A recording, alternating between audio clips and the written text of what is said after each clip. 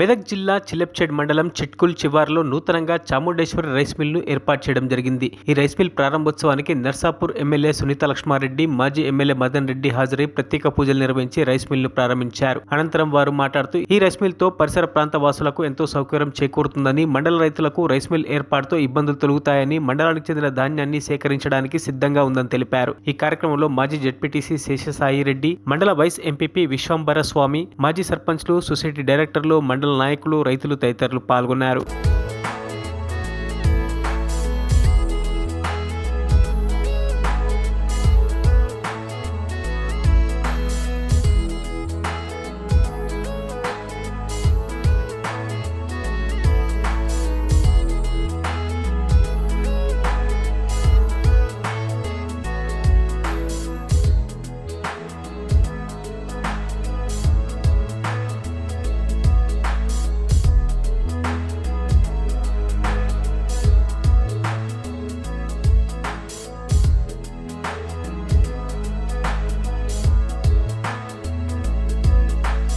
మరిన్ని అప్డేట్స్ కోసం మా ఛానల్ని సబ్స్క్రైబ్ చేయండి.